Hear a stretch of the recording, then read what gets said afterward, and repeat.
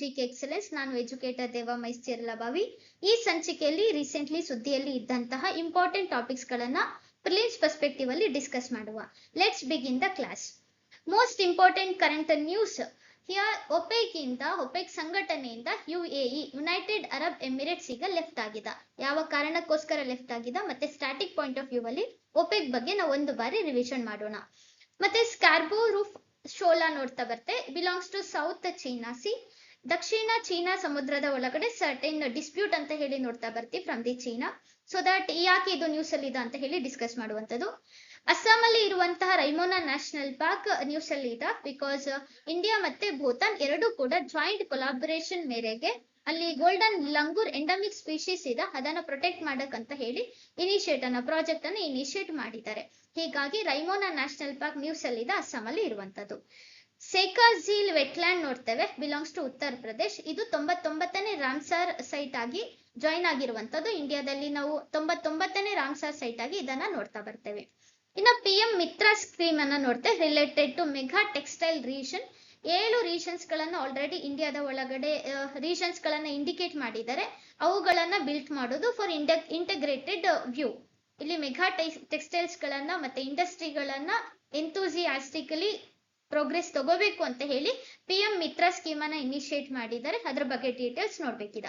UNESCO sites in danger for what reason. ಯಾಕೆ UNESCO sites ಗಳು ಕುತ್ತಲಿ ಇರುವಂತದ್ದು, ಯಾವುದರಿಂದ ತೊಂದರೆಗೆ ಈಡಾಗ್ತಾ ಇದೆ ಅನ್ನೋದು ನ್ಯೂಸ್ ಈಗ ಬಂದಿರುವಂತದ್ದು ಫ್ರಮ್ ದ ಯುನೆಸ್ಕೋ ರಿಪೋರ್ಟ್ ನೋಡ್ತೇವೆ. ಅದ್ರ ಬಗ್ಗೆ ಟಾಪಿಕ್ ಡಿಸ್ಕಷನ್ ಮಾಡ್ಬೇಕಿದ. ಇನ್ನ new hydro electricity project coverage ಅನ್ನ ಆಲ್ರೆಡಿ ಇನಿಶಿಯೇಟ್ ಮಾಡಿದ್ದಾರೆ. ಅದಕ್ಕೆ ಫಿನಾನ್ಷಿಯಲ್ ಫಂಡಿಂಗ್ ಸಪೋರ್ಟ್ ಕೂಡ ಸಿಕ್ಕಿದ. ಅರುಣಾಚಲ ಪ್ರದೇಶದಲ್ಲಿ ಇರುವಂತದ್ದು. ಒಂದು Kalai second hydro electricity project ನೋಡ್ತೇವೆ. ಇನ್ನೊಂದು ಕಮಲ ಹೈಡ್ರೋ ಎಲೆಕ್ಟ್ರಿಸಿಟಿ ಪ್ರಾಜೆಕ್ಟ್. ಈ Kalai second hydro electricity project and the Kamala, these two belongs to Arunachal Pradesh. ಮತ್ತೆ ಇದಕ್ಕೆ ಫಿನಾನ್ಷಿಯಲ್ ಸಪೋರ್ಟ್ ಸಿಕ್ಕಿದ. ಸೊ ದಟ್ ಇದ್ರ ಬಗ್ಗೆ ನಾವು ನ್ಯೂಸ್ ಅನ್ನ ನೋಡ್ಬೇಕಿದ. ಮತ್ತೆ ಲೆಟ್ಸ್ ಅಪ್ಡೇಟ್ ಏನಿದಾವಲ್ಲ ಅದ್ರ ಬಗ್ಗೆ ನಾವು ಡಿಸ್ಕಸ್ ಮಾಡುವ. Let's begin the class. ಈಗ ಒಪೆಕ್ ಸಂಘಟನೆ ನ್ಯೂಸ್ ಅಲ್ಲಿ ಇರುವಂತದ್ದು. Organisation of petroleum exporting countries. ಈ ಒಂದು ಗುಂಪಿನಿಂದ, ಈ ಒಂದು ಇಂಟರ್ ಗವರ್ನಮೆಂಟಲ್ ಆರ್ಗನೈಸೇಷನ್ ಇಂದ ಈಗ UAE ಯುನೈಟೆಡ್ ಅರಬ್ ಎಮಿರೇಟ್ಸ್ ಹೊರಗೆ ಬಂದಿದ್ದ. ಯಾವ ಕಾರಣಕ್ಕೋಸ್ಕರ UAE ಲೆಫ್ಟ್ ಆಗಿದ್ದ ಇದ್ರ ಬಗ್ಗೆ ನಾವು ಡಿಸ್ಕಸ್ ಮಾಡೋಕ್ಕಿಂತ ಮುಂಚಿತವಾಗಿ ಒಪೆಕ್ ಬಗ್ಗೆ ಒಂದು ಬಾರಿ ರಿವಿಷನ್ ಅನ್ನ ತಗೊಳ್ಳೋಣ. ಇಲ್ಲಿ ಪೆಟ್ರೋಲಿಯಂ ರಫ್ತು ಮಾಡುವಂತ ದೇಶಗಳ ಒಂದು ಸಂಘಟನೆನೇ ಒಪೆಕ್ ಅಂತ ನೋಡ್ತೀವಿ. ಆಸ್ ಆಫ್ ನೋ ಪ್ರೆಸೆಂಟ್ಲಿ 11 ರಾಷ್ಟ್ರಗಳನ್ನ ಒಳಗೊಂಡಿರೋ ಹಾಗೆ ಈ ಸಂಘಟನೆ ಇರುತ್ತೆ. ಹಾಗಾದ್ರೆ ಪೆಟ್ರೋಲಿಯಂ ಎಕ್ಸ್ಪೋರ್ಟ್ ಮಾಡುವಂತಹ ಕಂಟ್ರೀಸ್ ಏನ್ ಆರ್ಗನೈಸೇಷನ್ ಇದಲ್ಲ, ಯಾವಾಗ ಫಾರ್ಮ್ ಆಗಿದ್ದು 1960 ಸೆಪ್ಟೆಂಬರ್ 16 ಬಾಗ್ದಾದ್ ಕಾನ್ಫರೆನ್ಸ್ ಮುಖಾಂತರವಾಗಿ ಇದನ್ನ ಸ್ಥಾಪನೆ ಮಾಡಲಾಗಿದೆ. ಇದರ ಕೇಂದ್ರ ಕಚೇರಿ ಎಲ್ಲಿದೆ ಅಂದ್ರೆ ಆಸ್ಟ್ರಿಯಾದ ವಿಯೆನ್ನಾದಲ್ಲಿ ಇರುವಂತದ್ದು. ಆಸ್ಟ್ರಿಯಾದ Vienna it is not a member states in OPEC. ಇದು ಇದ್ರೊಳಗಡೆ ಮೆಂಬರ್ ಸ್ಟೇಟ್ ಆಗಿ ಉಳಿದಿಲ್ಲ. ಬಟ್ ಸ್ಟಿಲ್ ಬೇರೊಂದು ಸ್ಥಳದಲ್ಲಿ ಆರ್ಗನೈಸೇಷನ್ ಏನಿರುತ್ತಲ್ಲ ಇವುಗಳು ಬೇರೆ ಸ್ಥಳದಲ್ಲಿ ಕೂಡ ತಮ್ಮ ಹೆಡ್ ಕ್ವಾರ್ಟರ್ ಕೇಂದ್ರ ಕಚೇರಿಯನ್ನು ಮಾಡಿರ್ತಾರೆ ಫಾರ್ ದ ಸೆಕ್ಯೂರಿಟಿ ಪರ್ಸ್ಪೆಕ್ಟಿವ್. ಇನ್ನ ಇದ್ರ ಒಳಗಡೆ ಸಂಸ್ಥಾಪಕ ರಾಷ್ಟ್ರಗಳು ಫೌಂಡಿಂಗ್ ಮೆಂಬರ್ಸ್ ಅಂತ ಹೇಳಿ ನಾವು ನೋಡೋದಾದ್ರೆ Iran, Iraq, Kuwait, Saudi Arabia ಮತ್ತೆ ವೆನೆಜುವೆಲಾ 5 ಫೌಂಡಿಂಗ್ ಮೆಂಬರ್ ಸ್ಟೇಟ್ಸ್ ಗಳಿದಾವೆ. 5 ಸಂಸ್ಥಾಪಕ ರಾಷ್ಟ್ರಗಳನ್ನ ನಾವು ಇದರಲ್ಲಿ ನೋಡ್ತೇವೆ. ಇನ್ನ ಇದರ ಉದ್ದೇಶ ಏನಿದೆ, ಒಪೆಕ್ ನ ಉದ್ದೇಶ ಅಥವಾ ಗುರಿಗಳಂತ ಹೇಳಿ ತಗೊಂಡಾಗ ಉತ್ಪಾದಿಸುವಂತ ರಾಷ್ಟ್ರಗಳು ಅಂದ್ರೆ ಇಲ್ಲಿ ಒಪೆಕ್ ರಾಷ್ಟ್ರಗಳೇನಿದಾವಲ್ಲ ಈ ರಾಷ್ಟ್ರಗಳು ಉತ್ಪಾದಕ ರಾಷ್ಟ್ರಗಳಾಗಿರುತ್ತೆ. Nothing but producing countries. ನಾವು ನಮ್ಮಂತ ರಾಷ್ಟ್ರಗಳು ಖರೀದಿಸುವಂತ ರಾಷ್ಟ್ರಗಳು. We are the purchasing countries. ಹೌದಾ? ಈ ಎರಡೂ ರಾಷ್ಟ್ರಗಳ ಮಧ್ಯೆ ಪ್ರೊಡ್ಯೂಸ್ ಮಾಡುವಂತದ್ದು ಮತ್ತೆ ಪರ್ಚೇಸ್ ಮಾಡುವಂತ ಈ ರಾಷ್ಟ್ರಗಳ ಮಧ್ಯೆ ಆರ್ಥಿಕವಾಗಿ ಜಾಸ್ತಿ ಭಿನ್ನಾಭಿಪ್ರಾಯ ಅನ್ನೋದು ಬೀಳಬಾರ್ದು. ಸೊ ದಾಟ್ ಇದನ್ನ ಮೇಂಟೈನ್ ಮಾಡೋಕಂತಾನೆ ಒಪೆಕ್ ರಾಷ್ಟ್ರಗಳು ಇರುವಂತದ್ದು, ಒಂದು ಒಪೆಕ್ ಸಂಘಟನೆ ಇರುವಂತದ್ದು. ಮತ್ತೆ ವಿಶ್ವ ಮಾರುಕಟ್ಟೆಯ ಒಳಗಡೆ ತೈಲ ಬೆಲೆಯನ್ನ ನಿಗದಿಪಡಿಸುವಂತ ಜವಾಬ್ದಾರಿ ಮತ್ತೆ ತೈಲ ಪೂರೈಕೆಯನ್ನ ಬೇಕಾಗಿರುವಂತ ರಾಷ್ಟ್ರಗಳಿಗೆ ನೀಡುವಂತ ಜವಾಬ್ದಾರಿ ಈ ಒಪೆಕ್ ಸಂಘಟನೆಗೆ ಇರುತ್ತೆ. ಅತಿ ಮುಖ್ಯವಾದ ಉದ್ದೇಶಗಳಂತ ಹೇಳಿದ್ರೆ ನಾವು ಇವುಗಳನ್ನ ಕನ್ಸಿಡರ್ ಮಾಡ್ತೇವೆ. ಇನ್ನು ಒಪೆಕ್ ಅಲ್ಲಿ ಇರುವಂತ ಮೆಂಬರ್ ಸ್ಟೇಟ್ಸ್ ಗಳನ್ನ ಅಬ್ಸರ್ವ್ ಮಾಡೋದಾಯ್ತು ಅಂದ್ರೆ 11 ರಾಷ್ಟ್ರಗಳನ್ನ ಒಳಗೊಂಡಿರೋ ಹಾಗೆ ಈ ಒಪೆಕ್ ಸಂಘಟನೆ ಇರುತ್ತೆ. ಅದರಲ್ಲಿ ವೆಸ್ಟರ್ನ್ ಪಾರ್ಟ್ ಆಫ್ ದಿ ಏಷ್ಯಾಕ್ಕೆ ಬಿಲಾಂಗ್ಸ್ ಆಗಿರುವಂತ countries like Iran, Iraq, Saudi Arabia ಮತ್ತೆ ಕುವೈತ್. ಈಗ ಏನಾಗಿದೆ UAE United Arab Emirates recently left out ಆಗಿರೋದನ್ನ ನೋಡ್ತೇವೆ. Asia continent that western part of the ಏಷ್ಯಾದಿಂದ Iran, Iraq, Saudi Arabia, Kuwait ಇರುವಂತದ್ದು. ಇನ್ನು ಆಫ್ರಿಕಾ ಕಾಂಟಿನೆಂಟ್ ಅಲ್ಲಿ ಅಬ್ಸರ್ವ್ ಮಾಡಿ ಲಿಬಿಯಾ ಇದೆ, ಅಲ್ಜೀರಿಯಾ ಮತ್ತೆ ನೈಜೀರಿಯಾವನ್ನ ನೋಡ್ತೇವೆ, ಈಕ್ವಿಟೋರಿಯಲ್ ಗ್ವೇನಾ, ಗೆಬಾನ್ ಮತ್ತೆ ಕಾಂಗೋ. 2024ರಲ್ಲಿ ಆಂಗೋಲಾ ಕೂಡ ಲೆಫ್ಟ್ ಆಗಿದೆ. ಸೊ ದಟ್ ರೀಸೆಂಟ್ಲಿ ಲೆಫ್ಟ್ ಆಗಿರೋದು ಯಾವುದು ಅಂತ ಹೇಳಿದ್ರೆ UAE ಇನ್ ದ ಇಯರ್ 2026. ಇದಕ್ಕಿಂತ ಮುಂಚಿತವಾಗಿ ಆಂಗೋಲಾ ಲೆಫ್ಟ್ ಔಟ್ ಆಗಿದೆ. ಆಂಗೋಲಾ 2024ರಲ್ಲಿ ಒಪೆಕ್ ಸಂಘಟನೆಯಿಂದ ದೂರ ಉಳಿದಿದೆ. ಈಗ ಆಫ್ರಿಕನ್ ಕಾಂಟಿನೆಂಟ್ ಅಲ್ಲಿ ನಾವು ಫೋಕಸ್ ಮಾಡಿದ್ದೆ ಆಯ್ತು ಅಂದ್ರೆ ಅದು ಲಿಬಿಯಾ, ಅಲ್ಜೀರಿಯಾ ಮತ್ತೆ ನೈಜೀರಿಯಾ ರಾಷ್ಟ್ರ. ಈ 3 ಪಾಯಿಂಟ್ ಅಲ್ಲಿ ಒಂದೇ ಕಡೆಗೆ ನಮಗೆ ಸಿಗುತ್ತೆ. ಒಂದು ಈಕ್ವೆಟೋರಿಯಲ್ ಗ್ವೇನಾ ಮತ್ತೆ ಗೆಬಾನ್ ಇದೆ, ಕಾಂಗೋ. ಆಯ್ತಾ, ಅಂಗೋಲಾ ಮತ್ತೆ UAE ಈಗ ಏನಾಗಿದೆ, ಒಪೆಕ್ ಸಂಘಟನೆಯಿಂದ ಲೆಫ್ಟ್ ಔಟ್ ಆಗಿರೋದನ್ನ ನೋಡ್ತೇವೆ. ಇನ್ನು ಸೌತ್ ಅಮೆರಿಕಾ ಕಾಂಟಿನೆಂಟ್ ಅಲ್ಲಿ ಅಬ್ಸರ್ವ್ ಮಾಡಿ ಯಾವ್ದಿದೆ ಅಂತ ಹೇಳಿದ್ರೆ ಅದು ವೆನೆಜುವೆಲಾ ರಾಷ್ಟ್ರ. ಸೌತ್ ಅಮೆರಿಕಾದಿಂದ ವೆನೆಜುವೆಲಾ ರಾಷ್ಟ್ರವನ್ನ ನೋಡ್ತೇವೆ. ಸೊ ದಟ್ ಈಗ ಪ್ರೆಸೆಂಟ್ಲಿ ಒಪೆಕ್ ಅಲ್ಲಿ ಎಷ್ಟು ರಾಷ್ಟ್ರಗಳಿದಾವ ಅಂತ ಹೇಳಿದ್ರೆ 11 ರಾಷ್ಟ್ರಗಳು ಇರುವಂತದ್ದು. ಇನ್ನು ಒಪೆಕ್ ರಾಷ್ಟ್ರಗಳು, ಒಪೆಕ್ ಸಂಘಟನೆ ಅಂತ ಬಂದಾಗ ಇಂಟರ್ನ್ಯಾಷನಲ್ ಎನರ್ಜಿ ಏಜೆನ್ಸಿ ಅನ್ನೋದು ಕೂಡ ನೆನಪಿಗೆ ಬರುತ್ತೆ. ಅಂತಾರಾಷ್ಟ್ರೀಯ ಇಂಧನ ಸಂಸ್ಥೆ ಅಂತ ಹೇಳಿ ನೋಡ್ತಾ ಬರ್ತೀವಿ. ಗೊತ್ತಿರ್ಲಿ, ಈ ಒಂದು ಒಪೆಕ್ ಸಂಘಟನೆ ಹೇಗಿದೆ ಅಂದ್ರೆ ಬೇರೊಂದು ರಾಷ್ಟ್ರದ ಆರ್ಥಿಕತೆಯ ಮೇಲೇನು ಕೂಡ ಪ್ರಭಾವ ಬೀರುವಂತ ಒಂದು ನೇಚರ್ ಅನ್ನ ನೋಡ್ತೇವೆ. ಅಂದ್ರೆ ಬೇರೊಂದು ರಾಷ್ಟ್ರದ ಆರ್ಥಿಕತೆಯನ್ನು ಕೂಡ ಅಲ್ಲೋಲ ಕಲ್ಲೋಲ ಮಾಡುವಷ್ಟು ಕೆಪಾಸಿಟಿ ಈ ಒಂದು ಒಪೆಕ್ ರಾಷ್ಟ್ರಗಳಿಗೆ ಇದೆ. ಹೇಗೆ ಅಂತ ಕನ್ಸಿಡರ್ ಮಾಡಿದ್ವಿ ಅಂದ್ರೆ ಇನ್ ದ ಇಯರ್ ನೋಡಿ 2019 ಟೈಮ್ ಪೀರಿಯಡ್ ಅನ್ನ ಕನ್ಸಿಡರ್ ಮಾಡ್ತಾ ಇದ್ದೀನಿ. ಇದು 2000 ಎಂಡ್ ಆಫ್ ದಿ ಟೈಮ್ ಅಂತ ಹೇಳಿದಾಗ ಕೋವಿಡ್ ಪ್ಯಾಂಡಮಿಕ್ ಇನಿಷಿಯಲಿ ಸ್ಟಾರ್ಟ್ ಆಗಿತ್ತು. ಡ್ಯೂರಿಂಗ್ ದ ಟೈಮ್ 2020 ಅಂತ ಹೇಳಿ ಕನ್ಸಿಡರ್ ಮಾಡಿ. ಯೂಶುವಲಿ ಕೋವಿಡ್ ಸಿಚುವೇಶನ್ ಅದು ಬಹಳ ವಾಸ್ಟ್ ಆಗಿ ನೆಗೆಟಿವ್ ಇಂಪ್ಯಾಕ್ಟ್ ಅನ್ನ ಬೀರುತ್ತೆ.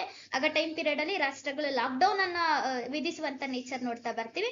ಸೊ ದಟ್ ಆ ಟೈಮ್ ಪೀರಿಯಡ್ ಒಳಗಡೆ ಒಪೆಕ್ ರಾಷ್ಟ್ರಗಳು ಮತ್ತೆ ಒಪೆಕ್ ಪ್ಲಸ್ ರಾಷ್ಟ್ರಗಳು ಎರಡೂ ಕೂಡಿ ಏನ್ ಮಾಡಿರ್ತದ ಅಂದ್ರೆ ಪ್ರೊಡಕ್ಷನ್ ಕಟ್ ಅಂತ ಹೇಳಿ ಅಗ್ರಿಮೆಂಟ್ ಅನ್ನ ತಂದಿರ್ತಾರೆ. ಆ ಅಗ್ರಿಮೆಂಟ್ ಗೆ ಹೇಳ್ತಾ ಬರ್ತೇವೆ ನಾವು ಔಟ್ಪುಟ್ ಪ್ಯಾಕ್ಟ್ ಅಂತ ಹೇಳಿ. ಈಗ output pact agreement related to what ಅಂತ ಹೇಳಿದ್ರೆ ಅದು ಒಪೆಕ್ ಮತ್ತೆ ಒಪೆಕ್ ಪ್ಲಸ್ ರಾಷ್ಟ್ರಗಳಿಗೆ ಸಂಬಂಧಪಟ್ಟಿರುತ್ತೆ. ಅಂದ್ರೆ ಪ್ರೊಡಕ್ಷನ್ ಕಟ್ ಅಂತ ಹೇಳಿ ನೋಡ್ತೇವೆ. ಯಾಕಂದ್ರೆ ಮೆಜಾರಿಟಿ ರಾಷ್ಟ್ರಗಳು ಲಾಕ್ಡೌನ್ ಸಿಚುವೇಶನ್ ಅಲ್ಲಿ ಇದಾವ.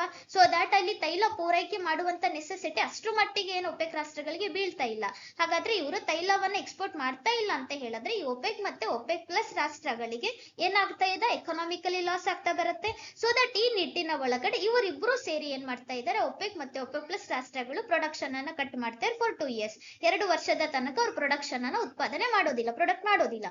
ಆಗ ಏನಾಗ್ತದ, ನೆಕ್ಸ್ಟ್ ಟೈಮ್ ಡ್ಯೂರೇಷನ್ ಅಂತ ತಗೊಂಡ್ರೆ ಡ್ಯೂರಿಂಗ್ ದ ಟೈಮ್ 2021 ಅಂತ ಹೇಳಿ ಟೈಮ್ ಪೀರಿಯಡ್ ಅನ್ನ ಕನ್ಸಿಡರ್ ಮಾಡ್ತಾ ಇದೀವಿ.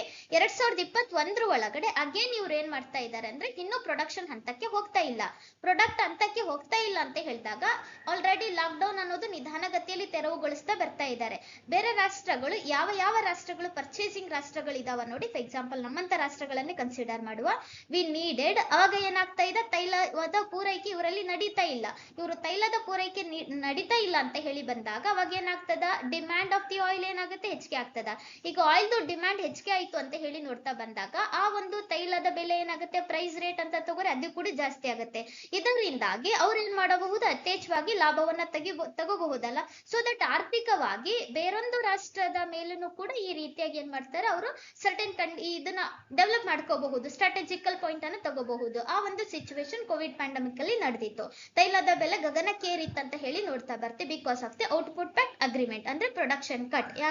ಯಾವಾಗ ತೈಲದ ಒಂದು ಉತ್ಪಾದನೆಯನ್ನ ಕಂಪ್ಲೀಟ್ಲಿ ನೀಲ್ ಮಾಡ್ತಾರೆ ಟಿಲ್ ಅಲ್ಲಿ ನಮಗೆ ಏನಾಗ್ಬೇಕು, ಆ ತೈಲದ ಅವರಿಗೆ ಏನಾಗ್ಬೇಕು, ಇನ್ ರಿಟರ್ನ್ ಆ ತೈಲದ ಮೇಲೆ ಡಿಮ್ಯಾಂಡ್ ಹೆಚ್ಚಿಗೆ ಆಗ್ಬೇಕು. ಡಿಮ್ಯಾಂಡ್ ಹೆಚ್ಚಿಗೆ ಆಗ್ತಾ ಇದೆ ಅಂದ್ರೆ ಅದು ಆಟೋಮೆಟಿಕಲಿ ಪ್ರೈಸ್ ರೇಟ್ ಜಾಸ್ತಿ ಮಾಡ್ಕೊಂಡು ಅವ್ರು ಅದನ್ನ ಆರ್ಥಿಕವಾಗಿ ಸಬಲೀಕರಣ ತಗೋಬಹುದು. ಇನ್ ದ ಸೇಮ್ ವೇ ಇದು ಆಲ್ರೆಡಿ ಇದೆ. ಸಮ್ ಟೈಮ್ಸ್ ಏನ್ ಮಾಡ್ತಾ ಇರತ್ತೆ, ಜಾಗತಿಕ ಹಂತದ ಒಳಗಡೆ ಈ ತರ ತೈಲ ಪೂರೈಕೆ ಒಳಗಡೆ ವ್ಯತ್ಯಾಸವನ್ನ ನೀಡ್ತಾ ಇರತ್ತೆ. ತಮ್ಮ ಒಂದು ಆದಾಯದ ದೃಷ್ಟಿಕೋನದಿಂದ ಈ ರೀತಿಯಾಗಿ ಕ್ರೈಸಿಸ್ ಅನ್ನ ಮಾಡ್ತಾ ಇರುತ್ತೆ. ಅದನ್ನೇ ನಾವು ತೈಲ ಬಿಕ್ಕಟ್ಟು ಅಂತ ಹೇಳ್ತೀವಿ. ಇನ್ the same way the time period consider ಮಾಡಿ 1973 ಒಳಗಡೆ ಜಾಗತಿಕ ಹಂತದಲ್ಲಿ ತೈಲ ಬಿಕ್ಕಟ್ಟು ಆಗಿರುತ್ತೆ. ಅದನ್ನೇ ನಾವು ಆಯಿಲ್ ಕ್ರೈಸಿಸ್ ಅಂತ ನೋಡ್ತೀವಿ. ಈ ಆಯಿಲ್ ಕ್ರೈಸಿಸ್ ಆದಾಗ ಆರ್ಥಿಕವಾಗಿ ಅವರು ಚೇತರಿಸ್ಕೋಬೇಕಾಗಿರುತ್ತೆ. ಹೀಗಾಗಿ ತೈಲ ಬಿಕ್ಕಟ್ಟನ್ನು ಮಾಡ್ತಾ ಇದ್ದಾರೆ. ಜಾಗತಿಕ ಹಂತದ ಒಳಗಡೆ ಬೇರೆ ರಾಷ್ಟ್ರಗಳ ಮೇಲೆ ಅದು ನೆಗೆಟಿವ್ ಇಂಪ್ಯಾಕ್ಟ್ ಬೀಳ್ತಾ ಇದ್ದಿದ್ರಿಂದ ಒಂದು ಇಂಟರ್ನ್ಯಾಷನಲ್ ಎನರ್ಜಿ ಏಜೆನ್ಸಿ ಅನ್ನೋದು ಫಾರ್ಮ್ ಆಗುತ್ತೆ. ಅಂತಾರಾಷ್ಟ್ರೀಯ ಇಂಧನ ಸಂಸ್ಥೆ ಫಾರ್ಮ್ ಆಗ್ತದ. ಇದೇನ್ ಮಾಡ್ತಾ ಇದೆ ಅಂದ್ರೆ ಇಲ್ಲಿ ಇರುವಂತ ಒಪೆಕ್ ರಾಷ್ಟ್ರಗಳ ಮೇಲೆ ಅವರು ಮಾಡ್ತಾ ಇರುವಂತ ಸರ್ಟೆನ್ ಪ್ರೊಸೀಜರ್ಸ್ ಗಳ ಮೇಲೆ ಕಡಿವಾಣ ಹಾಕಬೇಕಾಗತ್ತೆ. ಹೀಗಾಗಿ ಇಂಟರ್ನ್ಯಾಷನಲ್ ಎನರ್ಜಿ ಏಜೆನ್ಸಿ ಅನ್ನೋದು 1974ಕ್ಕೆ ಸ್ಥಾಪನೆ ಆಗಿರ್ತದ. ಇದು ಫ್ರಾನ್ಸ್ ನ ಪ್ಯಾರಿಸ್ ಒಳಗಡೆ ಇದರ ಕೇಂದ್ರ ಕಚೇರಿ ಇದೆ ಅಂತ ನೋಡ್ತೇವೆ. ಯಾವ ಯಾವುದ್ರ ಮೇಲೆ ಈ ಒಂದು IEA ಫೋಕಸ್ ಮಾಡ್ತಾ ಇದೆ ಅಂತ ಹೇಳಿದ್ರೆ ಇಂಧನದ ಭದ್ರತೆ. ಅಂದ್ರೆ ಅಲ್ಲಿ ಪ್ರೊಡ್ಯೂಸ್ ಮಾಡ್ತಾ ಇರುವಂತ ಆಯಿಲ್ ಏನಿದಲ್ಲ ಅದು ಒಳ್ಳೆ ಕ್ವಾಲಿಟಿ ಇದೆನಾ, ಅಥವಾ ಯಥೇಚ್ಛವಾಗಿ ಅದರಿಂದ ಅದನ್ನ ನಾವೇನಾದ್ರೂ ಬರ್ನ್ ಮಾಡಿದ್ವಿ ಅಂತ ಹೇಳಿದ್ರೆ ಎಷ್ಟು ಮಟ್ಟಿಗೆ ಅದು ಪೊಲ್ಯೂಟೆಂಟ್ಸ್ ಅನ್ನ ಹೊರಗೆ ಹಾಕ್ತಾ ಇದೆ, ಆ ತೈಲ ಬೆಲೆ ಹೇಗೆ ನಿಗದಿಪಡಿಸ್ತಾ ಇದ್ದಾರೆ, is it well and good, ಬೇರೆ ರಾಷ್ಟ್ರಗಳಿಗೆ ಎಸ್ಪೆಷಲಿ ಪರ್ಚೇಸಿಂಗ್ ಕಂಟ್ರೀಸ್ ಗಳಂತ ಏನು ನಾವುಗಳಿದೀವಲ್ಲ ಅವರುಗಳ ಮೇಲೆ ಏನಾದ್ರೂ ನೆಗೆಟಿವ್ ಇಂಪ್ಯಾಕ್ಟ್ ಮಾಡ್ತಾ ಇದೆನಾ ಅಂತ ಹೇಳಿ ಒಪೆಕ್ ಸಂಘಟನೆ ಮೇಲೆ ಕಡಿವಾಣ ಹಾಕ್ಲಿಕ್ಕಂತಾನೆ ಏನ್ ಮಾಡುತ್ತೆ ಇಂಟರ್ನ್ಯಾಷನಲ್ ಎನರ್ಜಿ ಏಜೆನ್ಸಿ ಅನ್ನೋದು ಫಾರ್ಮ್ ಆಗಿರೋದು. ಇಲ್ಲಿ ಆರ್ಥಿಕ ಬೆಳವಣಿಗೆ ಹೊಂದಬೇಕು. ಯಾವ ಆರ್ಥಿಕ ಬೆಳವಣಿಗೆ ಹೊಂದಬೇಕು? ಇನ್ ರಿಟರ್ನ್ ಪ್ರೊಡ್ಯೂಸಿಂಗ್ ಮಾಡುವಂತ ಕಂಟ್ರೀಸ್ ಗಳಿರಬಹುದು, ನಾವು ಪರ್ಚೇಸ್ ಮಾಡುವಂತ ನಮ್ಮ ರಾಷ್ಟ್ರಗಳಿರುವ ಇಬ್ಬರಿಗೂ ಕೂಡ ಸಹ ಆರ್ಥಿಕ ಬೆಳವಣಿಗೆ ಹೊಂದಬೇಕಾಗುತ್ತೆ. ಈ ನಿಟ್ಟಿನ ಒಳಗಡೆ IEA ನೋಡಿಕೊಳ್ಳುವಂತ ಒಂದು ನೇಚರ್ ಅನ್ನ ನೋಡ್ತೇವೆ. ಅದೇ ಇಂಟರ್ನ್ಯಾಷನಲ್ ಎನರ್ಜಿ ಏಜೆನ್ಸಿ ಯಾವಾಗ ಫಾರ್ಮ್ ಆಗಿದ್ದು, ಯಾಕೆ ಫಾರ್ಮ್ ಆಗಿದ್ದು? 1973ರಲ್ಲಿ ತೈಲ ಬಿಕ್ಕಟ್ಟಾಗಿರುತ್ತೆ, ತೈಲದ ಬೆಲೆ ತೀವ್ರ ಏರಿಕೆ ಆಗಿರುತ್ತೆ. ಇದರಿಂದಾಗಿ ಇದನ್ನ ಕಡಿವಾಣಕ್ಕೆ ತರಬೇಕು ಅಂತ ಹೇಳಿ ಒಪೆಕ್ ಸಂಘಟನೆ ಆ ರಾಷ್ಟ್ರಗಳನ್ನ ಹಿಡಿತದಲ್ಲಿ ಇಡಬೇಕು ಅಂತಾನೆ ಇಂಟರ್ನ್ಯಾಷನಲ್ ಎನರ್ಜಿ ಏಜೆನ್ಸಿ ಅನ್ನೋದು ಫಾರ್ಮ್ ಆಗಿರುತ್ತೆ. ಇನ್ ದ ಇಯರ್ 2017 ಇಂಡಿಯಾನು ಕೂಡ ಏನಾಗಿದೆ IEA ದ ಮೆಂಬರ್ಶಿಪ್ ಅನ್ನ ತಗೊಂಡಿರುವಂತದ್ದು. This is related to IEA ಅಂತ ಹೇಳಿ ನೋಡ್ತೇವೆ. ಒಂದು ಬಾರಿ ಒಪೆಕ್ ಪ್ಲಸ್ ರಾಷ್ಟ್ರಗಳ ಬಗ್ಗೆ ಫೋಕಸ್ ಮಾಡುವ. ಒಪೆಕ್ ಪ್ಲಸ್ ರಾಷ್ಟ್ರಗಳು ಅಂದ್ರೆ ಏನು? ಒಪೆಕ್ ರಾಷ್ಟ್ರಗಳು ಇರುತ್ತೆ, ಒಪೆಕ್ ಅಲ್ಲದ ರಾಷ್ಟ್ರಗಳ ಜೊತೆಗಿರುವಂತ ನೇಚರ್ ಅನ್ನೇ ನಾವು ಒಪೆಕ್ ಪ್ಲಸ್. ಒಪೆಕ್ ರಾಷ್ಟ್ರಗಳ ಜೊತೆಗಳು ಬೇರೆ ರಾಷ್ಟ್ರಗಳು ಕೂಡ ಆಯಿಲ್ ಎಕ್ಸ್ಪೋರ್ಟ್ ಮಾಡುವಂತ ನೇಚರ್ ಅನ್ನ ನೋಡ್ತೇವೆ. ಅದೇ ಒಪೆಕ್ ಪ್ಲಸ್ ರಾಷ್ಟ್ರಗಳಾಗಿರುತ್ತೆ. ಇದನ್ನ 2016ರಲ್ಲಿ ಫಾರ್ಮ್ ಮಾಡಿರುವಂತದ್ದು ಒಪೆಕ್ ಪ್ಲಸ್ ರಾಷ್ಟ್ರಗಳು. Azerbaijan, Bahrain, Kazakhstan, Malaysia, Mexico, Oman, Russia, Sudan ಮತ್ತೆ ಸೌತ್ ಸುಡಾನ್ ನೋಡ್ತೇವೆ. ಇದ್ರೊಳಗಡೆ ಮೇಜರ್ ಲೀಡರ್ ಅಂತ ಹೇಳಿ ತಗೊಂಡಾಗ ಆಯಿಲ್ ಪ್ರೊಡ್ಯೂಸಿಂಗ್ ಕಂಟ್ರಿ ಆಗಿದೆ ರಷ್ಯಾ. ಬೇರೆ ಬೇರೆ ಎಕಾನಾಮಿಕ್ ಲೆವೆಲ್ ಅನ್ನು ಕೂಡ ರಷ್ಯಾ ಒಳಗೊಂಡಿದೆ. ಒನ್ ಆಫ್ ದ ಪ್ರೊಸೀಜರ್ ಅಂತ ತಗೊಂಡಾಗ ಅದು ಆಯಿಲ್ ಅನ್ನು ಕೂಡ ಎಕ್ಸ್ಟ್ರಾಕ್ಟ್ ಮಾಡಿ ಮತ್ತೆ ಎಕ್ಸ್ಪೋರ್ಟ್ ಮಾಡುವಂತ ನೇಚರ್ ಅನ್ನು ಕೂಡ ನೋಡ್ತಾ ಬರ್ತೇವೆ.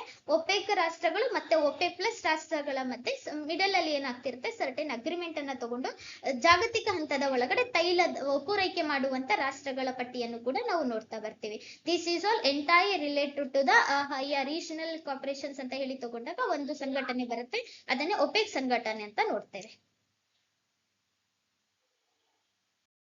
ಈಗ ನಾವು ಡಿಸ್ಕಸ್ ಮಾಡ್ತಾ ಇರೋದು ಯಾಕೆ ಯುನೈಟೆಡ್ ಅರಬ್ ಎಮಿರೇಟ್ಸ್ ಒಪೆಕ್ ಸಂಘಟನೆಯಿಂದ ಹೊರಗೆ ಬಂದಿದ ಅಂತ.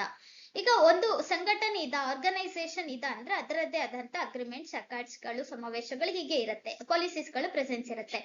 ಈಗ same in the same way OPEC ರಾಷ್ಟ್ರಗಳಲ್ಲಿನೂ ಕೂಡ ಏನಿದೆ ಒಂದು ಪ್ರೊಡಕ್ಷನ್ ಕೋಟಾಸ್ ಗಳಂತ ಮಾಡಿರ್ತಾರೆ. ಅಂದ್ರೆ ಯಾವ ರಾಷ್ಟ್ರಗಳು ಎಷ್ಟು ಮಟ್ಟಿಗೆ ತೈಲವನ್ನ ಉತ್ಪಾದನೆ ಮಾಡಬೇಕು, ಎಷ್ಟು ಎಕ್ಸ್ಟ್ರಾಕ್ಟ್ ಮಾಡಬೇಕು, ಎಷ್ಟನ್ನ ಎಕ್ಸ್ಪೋರ್ಟ್ ಮಾಡಬೇಕು, ಈ ನೇಚರ್ ಅಲ್ಲಿ ಇರುತ್ತೆ. ಮತ್ತೆ ಅವರಿಗೆ ನೀಡಿರ್ತಾರೆ ಬೇಸ್ ಲೈನ್ಸ್ ಪ್ರೊಡಕ್ಷನ್ ಅಂತ ಇರುತ್ತೆ.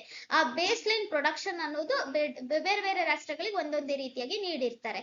ಅದು ಗ್ಲೋಬಲ್ ಲೆವೆಲ್ ಒಳಗಡೆ ಆಯಿಲ್ ಪ್ರೈಸ್ ಮೇಂಟೈನ್ ಮಾಡೋಕ್ಕೂ ಕೂಡ ಏನ್ ಮಾಡ್ತಾರೆ, ಅದು ಸಹಕರಿಸುವಂತ ನೇಚರ್ ಅದ್ರ ಒಳಗಡೆ ಇರುತ್ತೆ. ಬಟ್ ಇಲ್ಲಿ United Arab Emirates it has to intensive to produce more oil. ಅದು increase oil production capacity that to 5 million barrels per day ನೋಡ್ತೇವೆ. ಈಗ ನಾರ್ಮಲಿ ಒಪೆಕ್ ಸಂಘಟನೆಯಲ್ಲಿ ಇರೋದ್ರಿಂದ 3.6 ಮಿಲಿಯನ್ ಬ್ಯಾರಲ್ಸ್ ಗಳಷ್ಟು ಒಂದು ದಿನಕ್ಕೆ ಆಯಿಲ್ ಪ್ರೊಡಕ್ಷನ್ ಮಾಡ್ತಾ ಇದ್ದ. It has to intention to do more production ಅಂತ ಹೇಳಿ ನೋಡ್ತಾ ಬರೋದು. ಬಟ್ ಇದಕ್ಕೆ ಬೇಸ್ ಲೈನ್ಸ್ ಗಳನ್ನ ಇಟ್ಟಿದ್ದಾರೆ. ಅಷ್ಟೇ ಅಲ್ಲದೆ ಇದು ಒಪೆಕ್ ರಾಷ್ಟ್ರ ಆಗಿರ್ತದೆ. ಇನ್ನು ಒಪೆಕ್ ಪ್ಲಸ್ ರಾಷ್ಟ್ರಗಳಿದಾವ. ಈ ಒಪೆಕ್ ಮತ್ತೆ ಒಪೆಕ್ ಪ್ಲಸ್ ರಾಷ್ಟ್ರಗಳ ಮತ್ತೆ ಸರ್ಟೆನ್ ಅಗ್ರಿಮೆಂಟ್ಸ್ ಗಳು ಪ್ರೆಸೆಂಟ್ ಇರುತ್ತೆ. ಅಲ್ಲಿನೂ ಕೂಡ ಏನ್ ಮಾಡ್ತದೆ, ಎಸ್ಪೆಷಲಿ ಸೌದಿ ಅರೇಬಿಯಾ ತಗೊಂಡ್ವಿ ಅಂದ್ರೆ ಅದು ಪ್ರೊಡಕ್ಷನ್ ಕೋಟಾವನ್ನ ಮೇಂಟೈನ್ ಮಾಡ್ತಾ ಇರುತ್ತೆ, ಕ್ಯಾಲ್ಕುಲೇಟ್ ಮಾಡ್ತಾ ಇದ್ದ. ಅದನ್ನ UAE ಡಿಸ್ಅಗ್ರಿ ಮಾಡ್ತಾ ಇದ್ದ ಅಂತ ಹೇಳಿ ನೋಡ್ತೇವೆ. So that to do more oil production ಮಾಡ್ಬೇಕಾಗ್ತದ, ತನ್ನ ಕೆಪಾಸಿಟಿನ ಗ್ರೋ ಅಪ್ ಮಾಡ್ಲಿಕ್ಕೋಸ್ಕರ ಏನ್ ಮಾಡ್ತಾ ಇದ್ದ, ಸರ್ಟೆನ್ ಕಾನ್ಫ್ಲಿಕ್ಟ್ಸ್ ಗಳು ಇರೋದ್ರಿಂದ UAE ಒಪೆಕ್ ಸಂಘಟನೆಯಿಂದ ಹೊರಬರೋ ನೇಚರ್ ಅನ್ನ ನೋಡ್ತೇವೆ. ಅಷ್ಟೇ ಅಲ್ಲದೆ ಇದು ಡೈವರ್ಸಿಫಿಕೇಶನ್ ಸ್ಟ್ರಾಟಜಿಯನ್ನ ತಗೊಂಡಿರುವಂತದ್ದು. ಲೈಕ್ ನಾನ್ ಆಯಿಲ್ ಸೆಕ್ಟರ್ಸ್ ಗಳಿದಾವ, ಬರೀ ಆಯಿಲ್ ಪ್ರೊಡಕ್ಷನ್ ಮೇಲೆ ಇದರ ಒಂದು ಎಕಾನಮಿ ಅನ್ನೋದು ನಿಂತಿಲ್ಲ. ಟೂರಿಸಂ ಮಾಡಬಹುದು, ಫಿನಾನ್ಸಿಯಲ್ ಸಪೋರ್ಟಿಗೋಸ್ಕರ ಫಿನಾನ್ಸ್ ಮಾಡಬಹುದು, ಅಥವಾ ರಿನ್ಯೂವಬಲ್ ಎನರ್ಜಿ ಸೋರ್ಸಸ್ ಗಳಿರುತ್ತಲ್ಲ ಅದರ ಕಡೆಗೆ ಗಮನವನ್ನ ಹರಿಸಬಹುದು. ಈಗ ಇಂಡಿಪೆಂಡೆಂಟ್ ಎನರ್ಜಿ ಪಾಲಿಸಿಯನ್ನ ನಾವು ತರಬಹುದು ಅಂತ ಹೇಳಿ ಡೈವರ್ಸಿಫಿಕೇಶನ್ ಸ್ಟ್ರಾಟಜಿಯನ್ನ UAE ಹೊಂದಿದ. ಅಷ್ಟೇ ಅಲ್ಲದೆ ನಾವು ಪ್ರೀವಿಯಸ್ಲಿ ನೋಡೋದಾಯ್ತಂದ್ರೆ ಕತಾರ್ ಏನಾಗಿತ್ತು, ಒಪೆಕ್ ಸಂಘಟನೆಯಿಂದ 2019 ಒಳಗಡೆ ಹೊರಗಡೆ ಉಳಿದಿದ. ಯಾಕೆ? ಅದು ಮೇನ್ಲಿ ಫೋಕಸ್ ಮಾಡ್ತಾ ಇದ್ದಿದ್ದು ನ್ಯಾಚುರಲ್ ನೈಸರ್ಗಿಕ ಅನಿಲದ ಮೇಲೆ ಫೋಕಸ್ ಮಾಡ್ತಾ ಇದ್ದ. ಸೊ ದಟ್ ಹೇಗೆ ಒಂದು ಡೈವರ್ಸಿಫಿಕೇಶನ್ ಸ್ಟ್ರಾಟಜಿ ಮೇಲೆ ಬೇರೆ ರಾಷ್ಟ್ರಗಳು ಹೊರ ಬಂದಿದ್ದಲ್ಲ, ಇನ್ ದ ಸೇಮ್ ಇಂಟೆನ್ಷನ್ ಇಟ್ಕೊಂಡು UAE ಕೂಡ ಏನ್ ಮಾಡ್ತಾ ಇದ್ದ ಬೇರೆ ನಾನ್ ಆಯಿಲ್ ಸೆಕ್ಟರ್ಸ್ ಗಳ ಮೇಲೆ ಯಥೇಚ್ಛವಾಗಿ ಹೂಡಿಕೆ ಮಾಡಿದಾಗ ಅದ್ರ ಒಂದು ಎಕಾನಮಿ ಅನ್ನೋದು ಬಿಲ್ಡ್ ಆಗ್ತಾ ಬರ್ತದ. ಈ ಅಗ್ರಿಮೆಂಟ್ ಚಕಾರ್ಡ್ಸ್ ಗಳಿಗೆ ನಾವು ಬದ್ಧವಾಗಿರೋದು ಬೇಡ ಅಂತ ಹೇಳಿ ಒಪೆಕ್ ಸಂಘಟನೆಯಿಂದ ಹೊರಗುಳಿದಿರುವಂತ ನೇಚರ್ ಅನ್ನ ನೋಡ್ತೇವೆ. ಹೋಪ್ ಈಗ ಒಪೆಕ್ ಅಲ್ಲಿ ಇರುವಂತ ಒಟ್ಟು ಎಷ್ಟು ರಾಷ್ಟ್ರಗಳಿದಾವ, ಒಪೆಕ್ ಅಂದ್ರೆ ಏನು, ಅದ್ರ ಹೆಡ್ ಕ್ವಾರ್ಟರ್ ಎಲ್ಲಿ ಬರ್ತದ, all basic information and the current news analysis related to OPEC ಗೊತ್ತಾಗಿರ್ತದೆ. ಹೌದಾ, ನೆಕ್ಸ್ಟ್ ಕಾನ್ಸೆಪ್ಟ್ ಗೆ ಹೋಗೋಣ. Next topic, Scarborough Shoal is in news. Where exactly Scarborough Shoal located? See, ನಾವು ಸೌತ್ ಚೀನಾ ಪಾಟನ, ಸೌತ್ ಸಿ ಚೀನಾ ಪಾಟನ ನೋಡ್ತಾ ಇದ್ದೀವಿ. ದಕ್ಷಿಣ China ಸಮುದ್ರದ ಭಾಗವಾಗಿ ಇರುವಂತದ್ದು ಆ ಜಾಗದಲ್ಲಿ ನೋಡ್ತಾ ಬರ್ತೇವೆ ಸ್ಕಾರ್ಬೊರೋ ಶೋ. ಈ ಲೊಕೇಶನ್ ಅಲ್ಲಿ ಏನಾಗ್ತಾ ಇದೆ, ಫಿಲಿಪೈನ್ಸ್ ಹಡಗುಗಳಿದಾವ, ಆ ಮೀನುಗಾರಿಕಾ ಸಮುದಾಯದವರು ಸೆಂಡ್ ಮಾಡಿರುವಂತ ಕೆಲವೊಂದು ಹಡಗುಗಳಿದಾವ, ಅದನ್ನೆಲ್ಲ ಬ್ಲಾಕ್ ಮಾಡ್ತಾ ಇದ್ದ ಯಾರು, China. China blocks Scarborough Shoal escalating tensions with Philippines. ಅಂದ್ರೆ ಚೀನಾ ಫಿಲಿಪೈನ್ಸ್ ಜೊತೆಗೆ ತನ್ನ ಒಂದು ಕಾನ್ಫ್ಲಿಕ್ಟ್ ಅನ್ನ ಇನ್ನೂ ಉದ್ವಿಗ್ನ ಸ್ಥಿತಿಗೆ ತಗೊಂಡ್ ಬರ್ತಾ ಇದೆ ಅಂತ ಹೇಳಿ ನೋಡುದು. ದಟ್ಸ್ ವೈ ಈ ಸ್ಕಾರ್ಬೊರೋ ಶೋಲ್ ನ್ಯೂಸ್ ಅಲ್ಲಿ ಬರ್ತದ.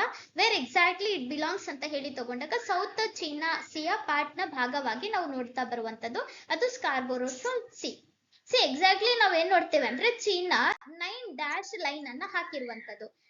9 ಲೈನ್ ಅಂತ ಹೇಳಿ ತಗೊಂಡಾಗ ಇದು ಫಸ್ಟ್ ಅಪಿಯರ್ ಮಾಡಿದ್ದಾರೆ 1947 ಅಲ್ಲಿ ಮ್ಯಾಪ್ ಅನ್ನ ಹಾಕಿದ್ದಾರೆ, ದಟ್ ರಿಪಬ್ಲಿಕ್ ಆಫ್ ಚೈನಾ ಇದ್ದಾಗ ಟೈಮ್ ಪೀರಿಯಡ್ ಅಲ್ಲಿ. The shape of 9 line U shape ಅಲ್ಲಿ ಇರುವಂತ ನೇಚರ್ ನೋಡ್ತೇವೆ. ಏನು ನಾವ್ ಇಲ್ಲಿ 9 ಅನ್ನ ನೋಡ್ತಾ ಇದೀವಲ್ಲ, ಈ ಲೊಕೇಶನ್ ಅಲ್ಲಿ ಅಬ್ಸರ್ವ್ ಮಾಡಿ, nearly 60-90% of the South China actually claim ಮಾಡ್ತಾ ಇರುವಂತ ನೇಚರ್ ಅನ್ನ ನೋಡ್ತೇವೆ. China claims U shaped especially on the historic rights over this islands. ಇಲ್ಲಿ ಕೆಲವೊಂದು ಐಸ್ಲ್ಯಾಂಡ್ಸ್ ಗಳಿದಾವ, ಪಾರ್ಸೆಲ್ಸ್ ಐಸ್ಲ್ಯಾಂಡ್ಸ್ ಅಂತ ನೋಡ್ತಾ ಇದೀವಿ, ಸ್ಪಾಟ್ಲೆ ಐಸ್ಲ್ಯಾಂಡ್ಸ್ ಅಂತ ನೋಡ್ತಾ ಇದೀವಿ, ಜೇಮ್ಸ್ ಶೋಲ್ ಇದ, ಅದ್ರ ಜೊತೆ ಕಾರ್ಬೋ ಶೋಲ್ ಇದ, ಸ್ಕಾರ್ಬೋ ಶೋಲ್ ನೋಡ್ತಾ ಬರ್ತೇವೆ. ಈ ಒಂದು ಸೌತ್ ಚೈನಾ ಸೀನಾ ಏನು ಪೋರ್ಷನ್ ಇದಲ್ಲ, ನಿಯರ್ಲಿ 60-90% ಆಫ್ ದಿ ಏರಿಯಾವನ್ನ ಚೈನಾ ಅದನ್ನ ಕ್ಲೈಮ್ ಮಾಡ್ತಾ ಇದ್ದ, ನನ್ನದು ಅಂತ ಹೇಳ್ತಾರೆ. ಇನ್ ಫ್ಯಾಕ್ಟ್ 200 ಇಂಟರ್ನ್ಯಾಷನಲ್ ಲೆವೆಲ್ ಅಲ್ಲಿ ನೋಡೋದಾಯ್ತಂದ್ರೆ 200 nautical mile from the border location ಇಂದ ನಾವು ಮ್ಯಾರಿಟೈಮ್ ಸಿಸ್ಟಮ್ ಒಳಗಡೆ ನೋಡ್ತೇವೆ. ಅಷ್ಟೇ ಏನಾದ್ರೂ ಇತ್ತಂತ ಹೇಳಿದ್ರೆ ಅದು ಚೀನಾಗೆ ಬಿಲಾಂಗ್ಸ್ ಇದೆ ಅಂತ ಹೇಳ್ಬೋದು. ಇನ್ ಫ್ಯಾಕ್ಟ್ ದಿಸ್ ಏರಿಯಾ ಏನಿದಲ್ಲ, ಮೋರ್ ದನ್ ದಟ್ ಇದೆ, 200 ನಾಟಿಕಲ್ ಮೈಲ್ ಗಿಂತ ಇನ್ನು ದೂರದಲ್ಲಿ ಇರುವಂತದ್ದು. ಆದ್ರೂ ಸ್ಟಿಲ್ ಆ 9 ಲೈನ್ ಅನ್ನ ಕ್ಲೈಮ್ ಮಾಡಿ ಹಾಕಿ ಆ entire the 60-90% of the south China C ಅನ್ನ ಈ ಒಂದು ಏನು ಚೈನಾ ಕ್ಲೈಮ್ ಮಾಡುವಂತ ನೇಚರ್ ಅನ್ನ ನೋಡ್ತೇವೆ. ಸೊ ದಟ್ ಆ ಸ್ಕಾರ್ಬೋ ಶೋ ಲೊಕೇಶನ್ ಅಲ್ಲಿ ಫಿಲಿಪೈನ್ಸ್ ಹಡಗುಗಳು ಏನಿದಾವಲ್ಲ ಅವುಗಳನ್ನ ಬ್ಲಾಕ್ ಮಾಡ್ಕೊಂಡು this region belongs to China ಅಂತ ಹೇಳಿ ಅದೇನ್ ಮಾಡ್ತದೆ, ಕಾನ್ಫ್ಲಿಕ್ಟ್ ಅನ್ನ ಸ್ಟಾರ್ಟ್ ಮಾಡಿರುವಂತ ನೇಚರ್ ಅನ್ನ ನೋಡ್ತೇವೆ. ಸೊ ದಟ್ ನಮಗೆ ಇಲ್ಲಿ 9 ಲೈನ್ ಎಲ್ಲಿ ಇದ, ಯಾರು ಇದನ್ನ ಲೈಕ್ ಅದು ಫಾರ್ಮ್ ಮಾಡಿರುವಂತದ್ದು, ವೇರ್ ಎಕ್ಸಾಕ್ಟ್ಲಿ ದಿಸ್ ಲೊಕೇಟೆಡ್, ಮತ್ತೆ ಯಾವ ಶೇಪ್ ಅಲ್ಲಿ ಇದೆ ಅಂತ ಹೇಳಿ 9 ಲೈನ್ ನ ಬಗ್ಗೆ ಗೊತ್ತಿರ್ಬೇಕು. ಆ ಒಂದು 9 ಲೈನ್ ಅಂಡರ್ ಒಳಗಡೆ ಸರ್ಟೇನ್ ಐಸ್ಲ್ಯಾಂಡ್ಸ್ ಗಳು ಬರುತ್ತೆ. ಆ ರೀಜನ್ಸ್ ಅಲ್ಲಿ ಐಸ್ಲ್ಯಾಂಡ್ಸ್ ಇದಾವ, ಮತ್ತೆ ಕೋರಲ್ ರೀಫ್ ಅನ್ನ ನೋಡ್ತಾ ಬರ್ತೀವಿ, ಸರ್ಟೇನ್ ಮ್ಯಾರಿಟೈಮ್ ಒಳಗಡೆ ಇರುವಂತಹ ರಿಸೋರ್ಸ್ ಗಳಿದಾವ, ಅದೆಲ್ಲ ಚೀನಾ ಕ್ಲೈಮ್ ಮಾಡುವಂತ ನೇಚರ್ ಅನ್ನ ನೋಡ್ತೇವೆ. ಬರೀ ಚೀನಾ ಮಾತ್ರ ಈ ಒಂದು ಸೌತ್ ಚೀನಾ ಸಿ ಮಾಡ್ತಾ ಇಲ್ಲ, ಬೇರೆ ಬೇರೆ ರಾಷ್ಟ್ರಗಳಿದಾವ ನೋಡಿ. ಚೈನಾ ಕ್ಲೈಮ್ ಮಾಡ್ತಾ ಇರುವಂತದ್ದು 90% ಆಫ್ ದಿ ಸೌತ್ ಚೈನಾ ಒಂದು ಸಿ ಅನ್ನ ಕ್ಲೈಮ್ ಮಾಡ್ತಾ ಇದ್ದ. ದೆನ್ ವಿಯೆಟ್ನಾಮು ಕೂಡ ನೋಡ್ತೇವೆ, ಅಲ್ಲಿ ಸಿಗುವಂತ ಪಾರ್ಸೆಲ್ಸ್ ಐಸ್ಲ್ಯಾಂಡ್ ಮತ್ತೆ ಸ್ಪಾಟ್ಲಿ ಐಲ್ಯಾಂಡ್ಸ್ ಗಳ ನನಗೆ ಬಿಲಾಂಗ್ಸ್ ಆಗಿರುವಂತದ್ದು ಅಂತ ಹೇಳಿ ವಿಯೆಟ್ನಾಂ ಕ್ಲೈಮ್ ಮಾಡ್ತಾ ಇದ್ದ.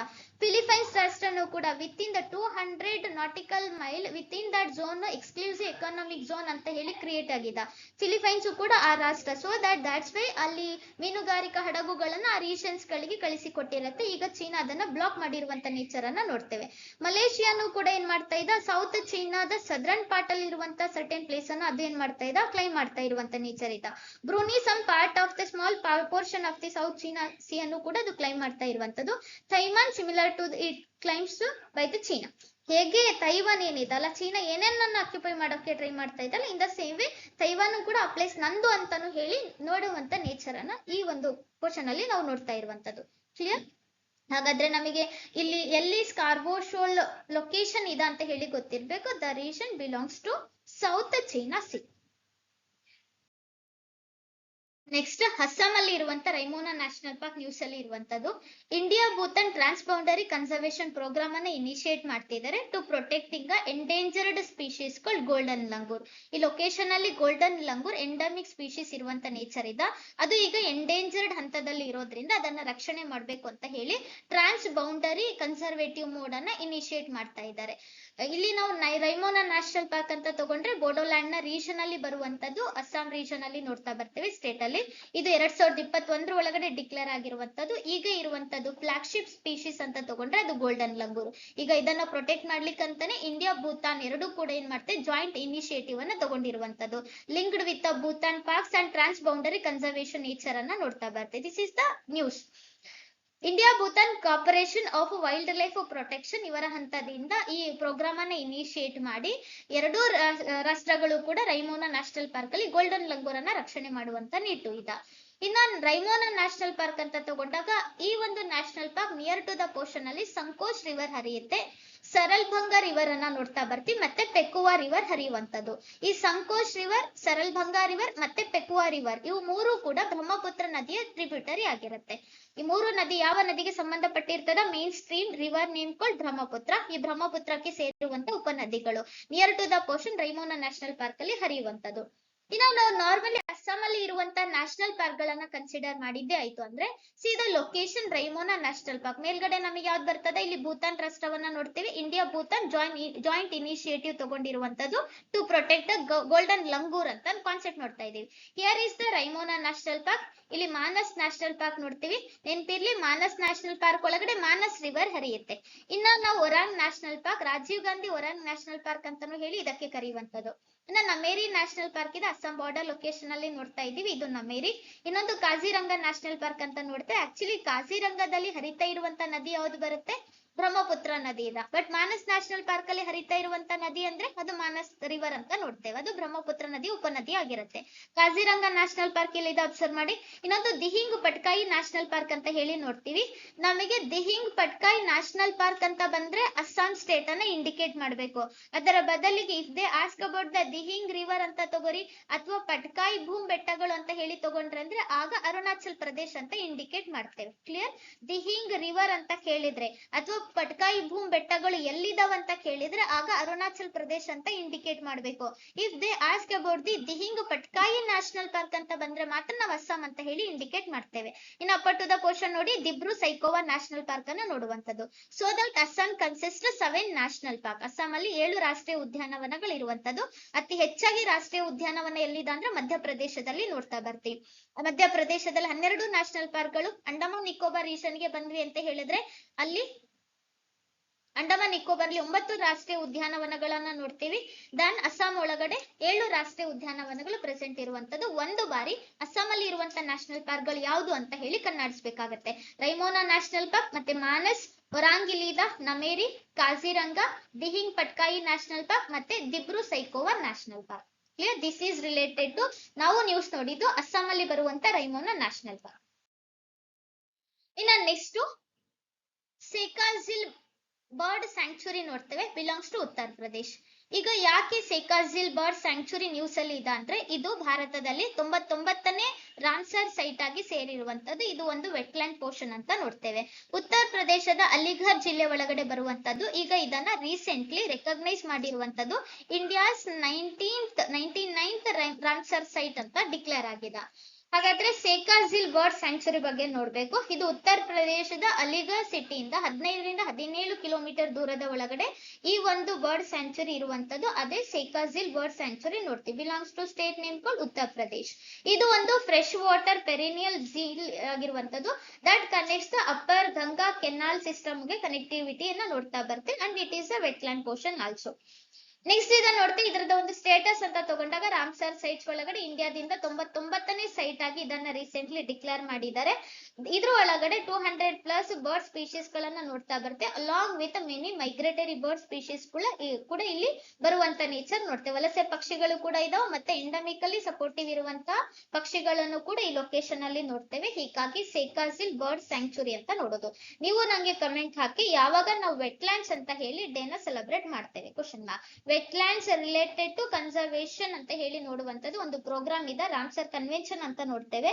ಡ್ಯೂರಿಂಗ್ ದ ಟೈಮ್ 1971 ಇನಿಷಿಯೇಟ್ ಮಾಡಿರುವಂತದ್ದು ಇರಾನ್ ನ ರಾಮ್ಸರ್ ಅಲ್ಲಿ. 1971 ಇರಾನ್ ರಾಮ್ಸರ್ ಕನ್ವೆನ್ಷನ್ ಅಂತ ಹೇಳಿ ನೋಡ್ತಾ ಬರ್ತೀವಿ. ಆ ರಾಮ್ಸರ್ ಇಂದ ಇನಿಷಿಯೇಟ್ ಆಗ್ತದೆ ವೆಟ್ಲ್ಯಾಂಡ್ಸ್ ಗಳನ್ನ ಕನ್ಸರ್ವ್ ಮಾಡಬೇಕು ಅಂತ ಹೇಳಿ. ಟೈಮ್ ಪೀರಿಯಡ್ ಯಾವಾಗ? February 2nd. ಸೊ ದಟ್ ನಾವು ಯಾವಾಗ ವೆಟ್ಲ್ಯಾಂಡ್ಸ್ ಡೇ ಅಂತ ಹೇಳಿ ಸೆಲೆಬ್ರೇಟ್ ಮಾಡ್ತೇವೆ.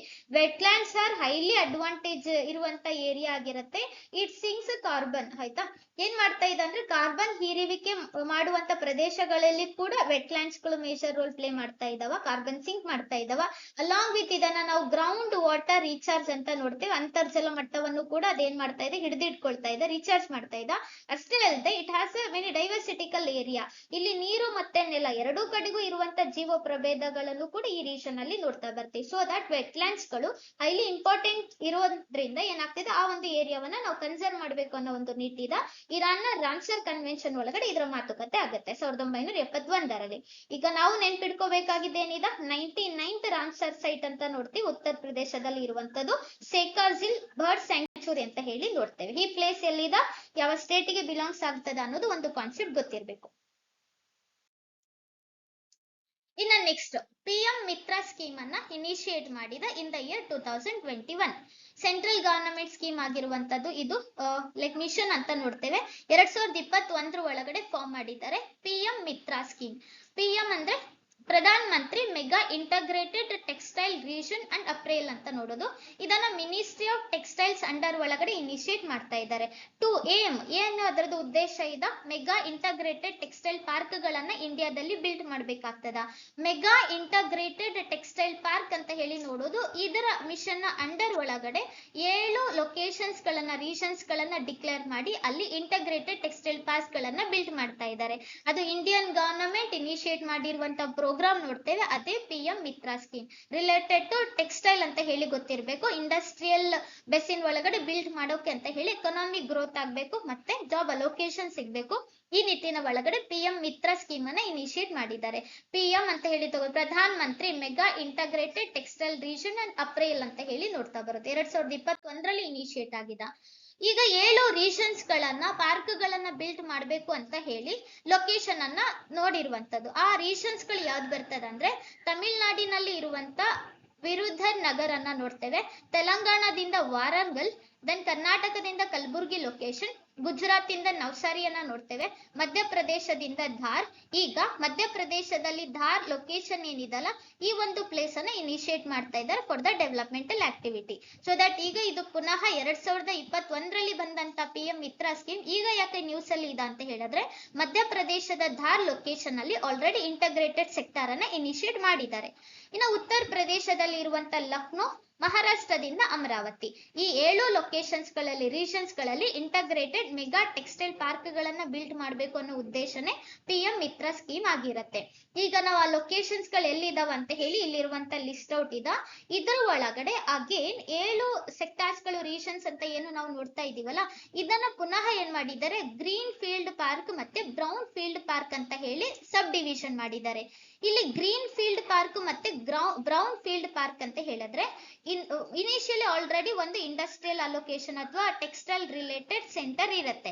ಅದನ್ನ ಪುನಃ ಏನ್ ಮಾಡ್ತಿದ್ದಾರೆ, ಫಾರ್ ಎಕನಾಮಿಕ್ ಗ್ರೋತ್ ಅಲೋಕೇಶನ್ ಅಂತ ತಗೊಂಡ ಫಾರ್ ಡೆವಲಪ್ಮೆಂಟಲ್ ವರ್ಷನ್ ಅಲ್ಲಿ ಅದನ್ನ ಪುನಃ ಚೇತರಿಸಿಕೊಳ್ಳೋ ತರ ರೆಡಿ ಮಾಡ್ತಾ ಇದ್ದಾರೆ. ಅದೇ ಬ್ರೌನ್ ಫೀಲ್ಡ್ ಪಾರ್ಕ್ ಆಗಿರುತ್ತೆ. ಅಂದ್ರೆ already for example brown field park ಅನ್ನ ಫೋಕಸ್ ಮಾಡುವ ಮಹಾರಾಷ್ಟ್ರದ ಅಮರಾವತಿ ಲೊಕೇಶನ್ ನೋಡಿ ಬ್ರೌನ್ ಫೀಲ್ಡ್ ಪಾರ್ಕ್ ಇದೆ.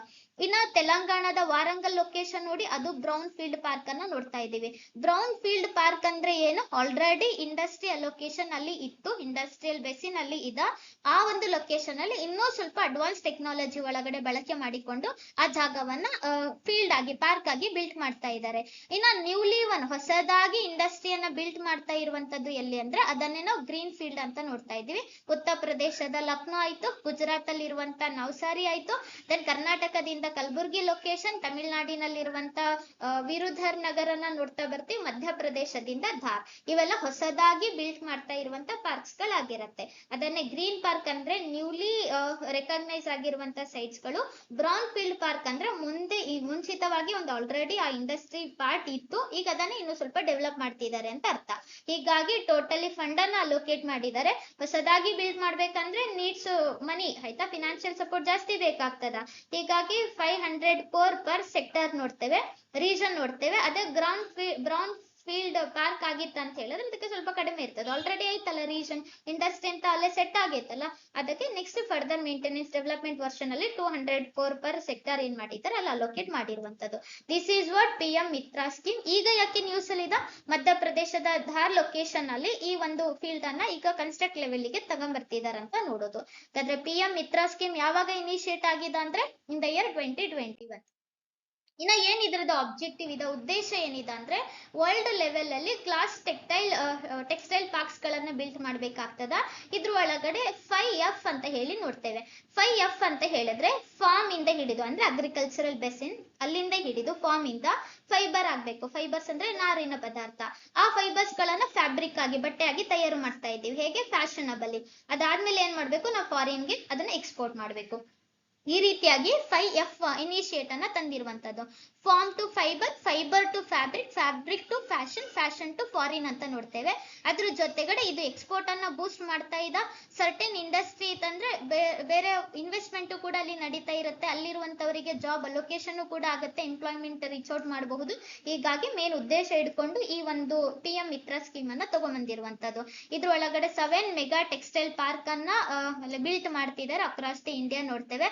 ಅದ್ರಾಗ especially each park will have integrated facilities nothing but ಅಲ್ಲಿ ಸ್ಪಿನ್ನಿಂಗ್ ಇರಬಹುದು, ಸ್ಪಿನ್ನಿಂಗ್ ಮಷೀನ್ಸ್ ನೋಡ್ತೇವೆ, ವೇವಿಂಗ್ ಮಷೀನ್ಸ್ ಇರಬಹುದು, ಮತ್ತೆ ಪ್ರೊಸೆಸಿಂಗ್ ಇರಬಹುದು, ಮತ್ತೆ ಗಾರ್ಮೆಂಟಿಂಗ್ ಇರಬಹುದು.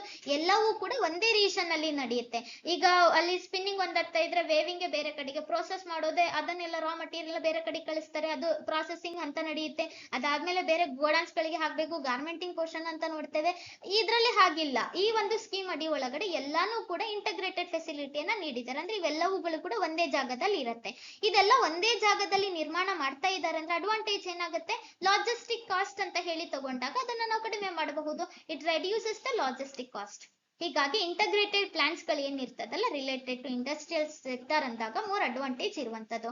ಇದರಿಂದ ಚೀನಾಸಿಗೆ ಆಲ್ರೆಡಿ ಗ್ಲೋಬಲ್ ಮಾಡೆಲ್ಸ್ ಅಂತ ಹೇಳಿ ಇನ್ಸ್ಪೈರ್ ಆಗಿರೋದು ಚೀನಾದಿಂದ.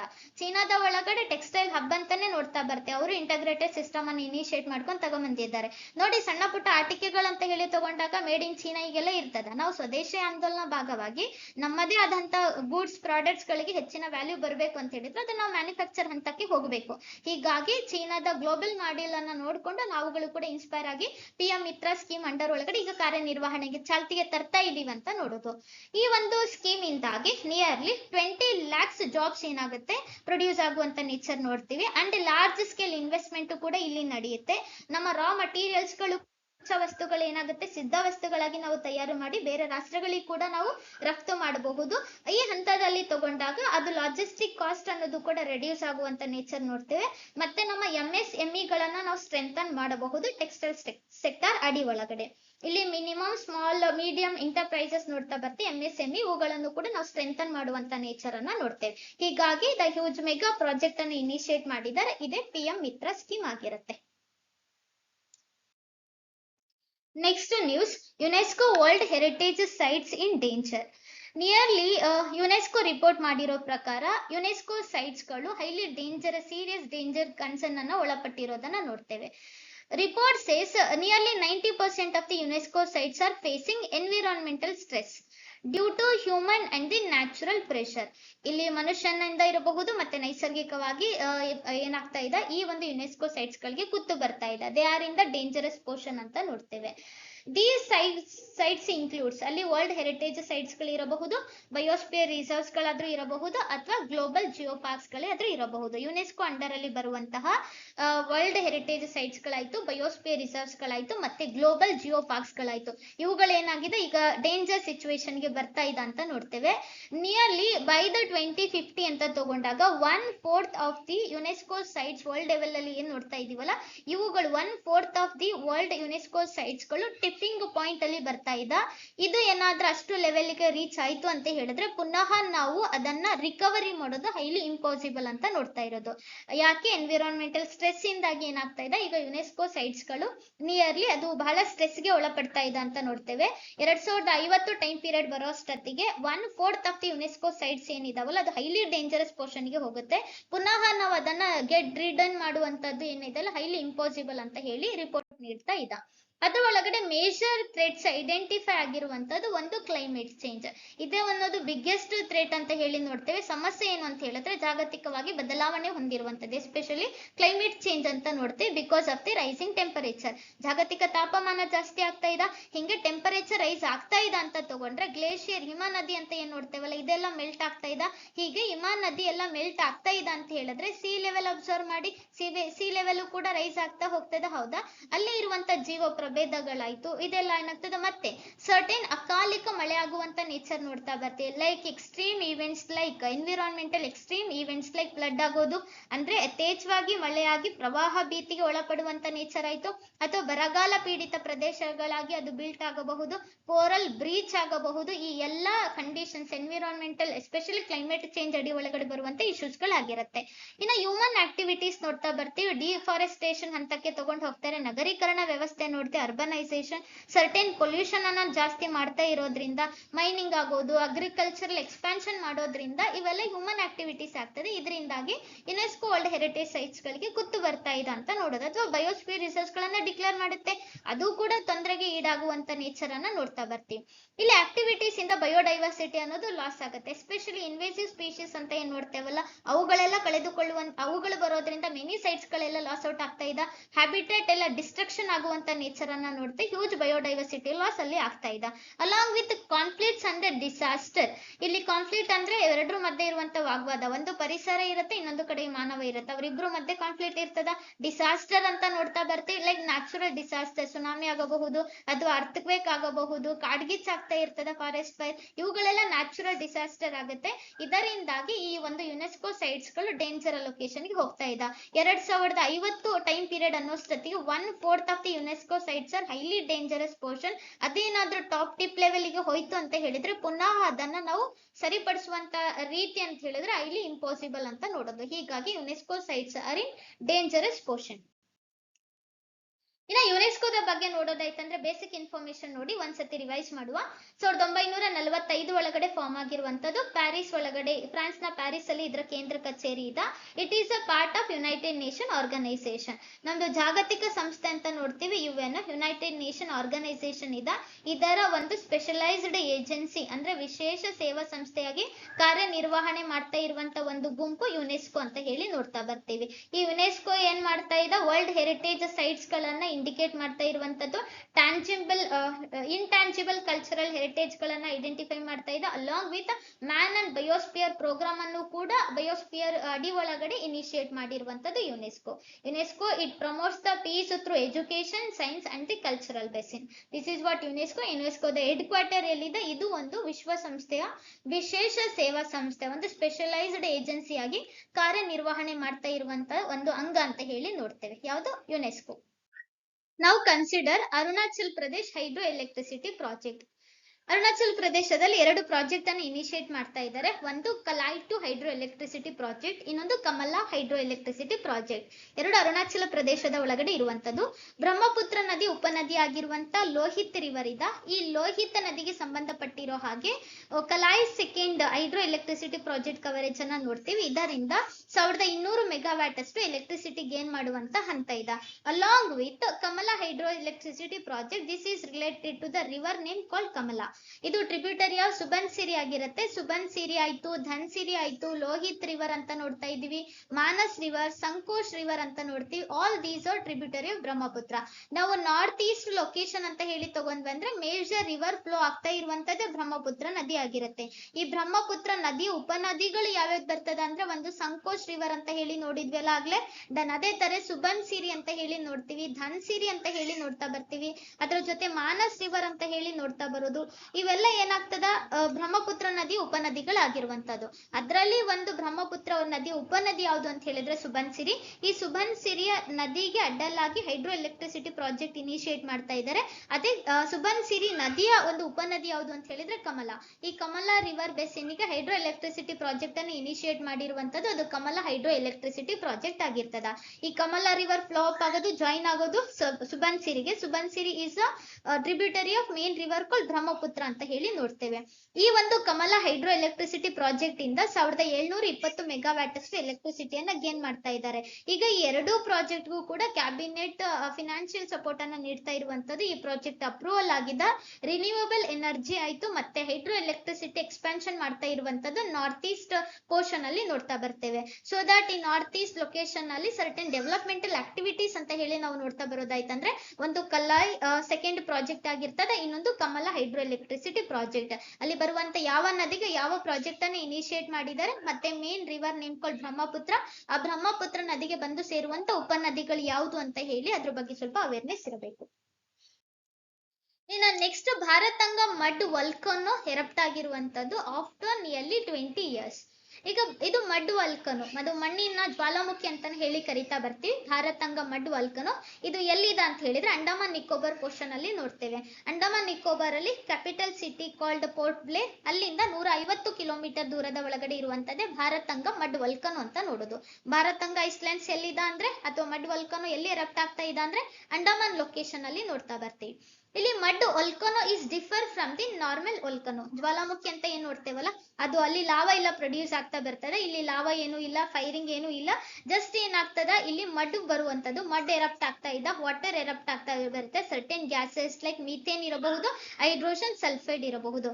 ಯಾಕೆ ಹಿಂಗ್ ಆಗ್ತಾ ಇದೆ ಅಂತ ಹೇಳಿದ್ರೆ ಅಂಡರ್ ದಿ ಅರ್ತ್ ಅಂತ ತಗೊಂಡಾಗ ಅಲ್ಲಿ ಸರ್ಟೆನ್ ಪ್ರೆಷರ್ ಅನ್ನೋದು ಫಾರ್ಮ್ ಆಗ್ತಾ ಇದೆ. ಯಾಕೆ ಅಲ್ಲಿ ಆರ್ಗ್ಯಾನಿಕ್ ಮ್ಯಾಟರ್ ಅನ್ನೋದು ಡಿಕೆ ಆಗ್ತಾ ಇದೆ. ಸತ್ತ ಜೀವಿಗಳ ಒಂದು ಅಂಶ ಏನಾಗ್ತಾ ಇದೆ ಅದೆಲ್ಲ ಕೊಳಿತಾ ಇದ್ದ ಡಿಕೆ ಮ್ಯಾಟರ್ ಆಗೋದ್ರಿಂದ ಅಂಡರ್ ಗ್ರೌಂಡ್ ಒಳಗಡೆ ಸರ್ಟೆನ್ ಪ್ರೆಷರ್ ಕ್ರಿಯೇಟ್ ಆಗ್ತಾ ಇದೆ. ಹಂಗೆ ಪ್ರೆಷರ್ ಕ್ರಿಯೇಟ್ ಆದಾಗ ಸರ್ಟೆನ್ ಗ್ಯಾಸಸ್ ಗಳು ಕೂಡ ಅಲ್ಲಿಂದ ಹೊರಗೆ ಬರ್ತಾ ಇದೆ. ಹೀಗಾಗಿ ಮಡ್ ವಲ್ಕನೋ ಅನ್ನೋದು ಫಾರ್ಮ್ ಆಗ್ತಾ ಇದೆ. ಇದು ಆಕ್ಚುಲಿ ವಲ್ಕನೋ ನಾವು ಒಳಗಡೆ ಇದ್ದಂತ ಅರ್ತ್ ಒಳಗಡೆ ನಾವು ಎಸ್ಪೆಷಲಿ ಇನ್ ದ ಆಸ್ಟೆನೋಸ್ಫಿಯರ್ ಅಲ್ಲಿ ನೋಡ್ತಾ ಬರ್ತೀವಿ ಕಾಲ್ಡ್ ವೀಕ್ ಲೇಯರ್. ಅಲ್ಲಿಂದ ಏನ್ ಬರ್ತಾ ಇದೆ ಜ್ವಾಲಾಮುಖಿ ಆಕ್ಚುಲಿ ಎರಪ್ಟ್ ಆಗ್ತಾ ಇರುವಂತ ನೇಚರ್ ನೋಡ್ತೀವಿ. We call it as magma. ಒಳಗಡೆ ಇದ್ದಿದ್ದು ಏನು ಅಂತ ಹೇಳಿದ್ರೆ ಆಸ್ಟೆನೋಸ್ಫಿಯರ್ ರೀಜನ್ ಅಲ್ಲಿ ಬಂದಾಗ ಮ್ಯಾಗ್ಮಾ ಏನ್ ಬರ್ತಾ ಇದೆ ಹೊರಗೆ ಬರ್ತಾ ಇದೆ. We call it as lava. ಆಯ್ತಾ, ಈ ರೀತಿಯಾಗಿ ಆಕ್ಚುಲಿ ವಲ್ಕನೋ ಅಂತ ಹೇಳಿ ನೋಡ್ತೀವಿ. ಹೀಗೆ ವಲ್ಕನೋ ಎರಪ್ಟ್ ಆಗ್ತಾ ಇರುತ್ತೆ. ಬಟ್ ಇದು ಎಂತದು ಮಡ್ ವಲ್ಕನೋ ಯಾಕೆ ಫಾರ್ಮ್ ಆಯ್ತು? Due to certain pressure gases from the decaying organic matter. ಸತ್ತ ಜೀವಿಗಳೆಲ್ಲ ಕೆಳಗೆ ಹೋಗಿರುತ್ತೆ, ಅಲ್ಲಿಂದ ಅದು ಕೊಳಿತಾ ಇರುತ್ತೆ, ಸರ್ಟೆನ್ ಗ್ಯಾಸಸ್ ಅದರಿಂದ ರಿಲೀಸ್ ಆಗ್ತಾ ಇರುತ್ತೆ. ಆ ಭೂಮಿಯ ಒಳಗಡೆ ಅಲ್ಲಿ ನಡೀತಾ ಇರುವುದು ಸರ್ಟೆನ್ ಆ ಒಂದು ಡಿಕೆ ಮ್ಯಾಟರ್ ಇಂದಾಗಿ ಇಲ್ಲಿ ಗ್ಯಾಸಸ್ ಗಳೆಲ್ಲ ಎರಪ್ಟ್ ಆಗ್ತಾ ಇರುತ್ತೆ. ಹೀಗಾಗಿ ಅಲ್ಲಿ ಮಡ್ ವಲ್ಕನೋ ಅನ್ನೋದು ಫಾರ್ಮ್ ಆಗಿರುತ್ತೆ. The name called Baratang mud volcano. ಎಲ್ಲಿದೆ ಅಂದ್ರೆ ಇದು ಇರೋದು ಅಂಡಮಾನ್ ನಿಕೋಬಾರ್ ಪೋರ್ಷನ್ ಅಲ್ಲಿ. ನಾರ್ಮಲಿ 20 ವರ್ಷದ ನಂತರ ಇದು ಎರಪ್ಟ್ ಆಗಿದ್ದನ್ನ ನೋಡ್ತೀವಿ. ಇದು ಈಗಿನ ನ್ಯೂಸ್ ಅಲ್ಲ, 2025 ಒಳಗಡೆ ಎರಪ್ಟ್ ಆಗಿರುವಂತ ವಲ್ಕನೋ ಆಗಿರುತ್ತೆ. ಭಾರತಂಗ ಮಡ್ ವಲ್ಕನೋ ಎಲ್ಲಿದೆ ಅಂದ್ರೆ ಅಂಡಮಾನ್ ನಿಕೋಬಾರ್ ಪೋರ್ಷನ್. ಎಸ್ಪೆಷಲಿ ಇಲ್ಲಿ ಸರ್ಟೆನ್ ಗ್ಯಾಸಸ್ ಗಳು ಹೊರಗಡೆ ಎಮಿಟ್ ಆಗೋದನ್ನ ನೋಡ್ತೀವಿ ಕಾಲ್ಡ್ ಮೀಥೇನ್ ಮತ್ತೆ hydrogen sulphide. Watching the video. ನಿಮಗೆ ಕಂಟೆಂಟ್ ಯೂಸ್ಫುಲ್ ಆಗಿದ್ರೆ ಒಂದು ಲೈಕ್ ಬಟನ್ ಅನ್ನು ಪ್ರೆಸ್ ಮಾಡಿ, share to the one who are preparing for the exams and subscribe to the channel GK Excellence for more updates explained by educator Devamais Chirlabavi. Thank you guys.